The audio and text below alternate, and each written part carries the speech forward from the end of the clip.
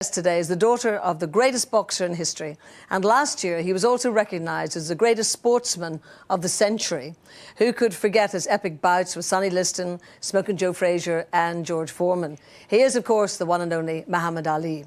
He's a man of very strong beliefs. Ali famously refused to fight in the Vietnam War, and many believe that his stance hastened the end of the conflict.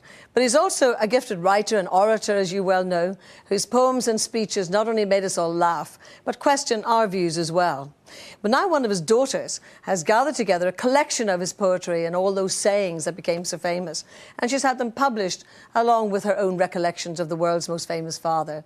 She dotes on her dad like a butterfly, and I'm glad to say she's going to be whizzing in here like a bee. Will you please welcome this Monday, Hannah Ali. Now listen, I was just wondering, you know, as with all children of famous people, etc., at what age did you really become aware that your dad was just so hugely famous? Quite young, actually. I was about 4 years old, 4 or 5, and, you know, we would go out to restaurants and such, and I'd see how people would respond to him with tear-filled eyes, just chanting his name, you know, and it was kind of, I was in awe of that, so. And what other ways did they treat him? What sort of things did they say? You know, what did they do? Oh, you know, they'd come up to him and they would explain how he had changed their lives and how he was their hero, and they respected him, had a profound respect for him and all the stance that he took, and it gave them courage to also follow their dreams and take stands and just never give up. So. He was such a great interviewee. I mean, some of his interviews are quite legendary by this stage. And he always had that wicked sense of humour alongside never being short of a word or two. What was he like around the house? Was he fun? Oh, yeah. My dad's always joking around. Even to this day, he tells jokes, and, you know, he likes doing magic tricks and just amusing people and just entertaining. So he's always been pretty much an entertainer. So did you absolutely idolise him then as a child? Oh, yeah. He was my little hero. You know, always your hero. He was my hero. That's really charming, though, isn't it? It's right from that very early age, he was your hero. Yeah, it's a blessing to be able to say that.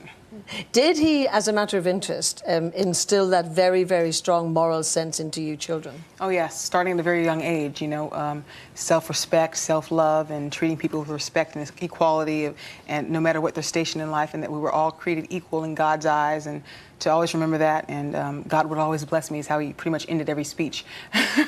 and did he make you, like, cover up in your clothes and everything? Oh, yeah, you know, I shared one of those stories when I was real young, and I went over to see him after he and my mother divorced for the first time. And to make a long story short, he sort of looked at me, had a little mini skirt on, and he sat me down and explained how everything that God made valuable in life was covered and hard to get to. And he went on to say, where do you find diamonds deep down in gold mines? And where do you find pearls down in the ocean? Protected and covered in a beautiful shell. And you're far more precious than diamond and pearls, and you should be covered too. So he was very dramatic.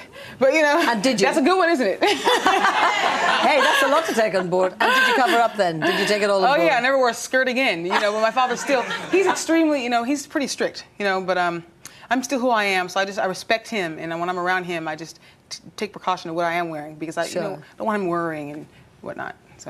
So when you started to collect a lot of his sayings and his poems and so on, did you have to get him just to repeat all of those, or did you find them written down in bits of paper? Or a little bit of all of that. I found some written down. Some of them I knew by heart, and my father I would call to make sure I'd got them right. You know, I wanted them to be perfect. He corrected you, did he? Yeah, a couple times.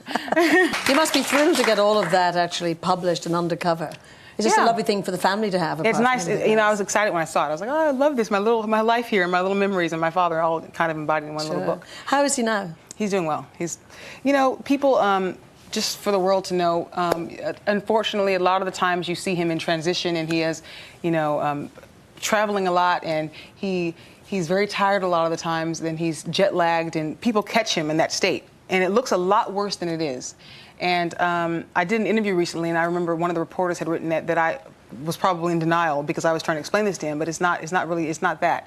I want the world to know that he's exactly who he was. He's the same person on the inside. You know, he still jokes and kids around and laughs and has fun. You should see him when he's hanging around the house and in, you know, hotel rooms, and you'd be really shocked and amazed.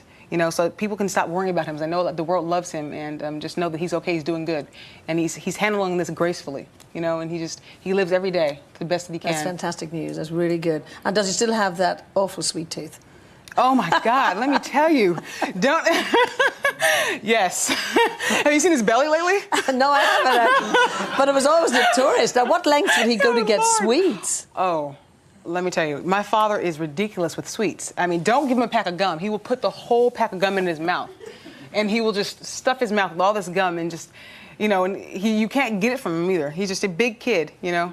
And I hear he'll drive to town. He'll go all the way to town to get sweets. Oh yeah, you know, he lives in Berrien Springs, Michigan, and it's about a mile outside of town, just a long stretch road. He doesn't drive anymore, but they have a little golf course cart that they, you know, get around the land with. Because he lives on his land is 88 acres.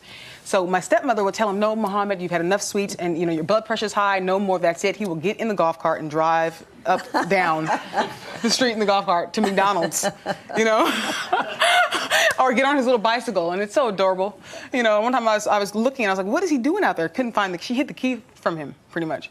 So he's determined, you know, he's going to get that cake and ice cream.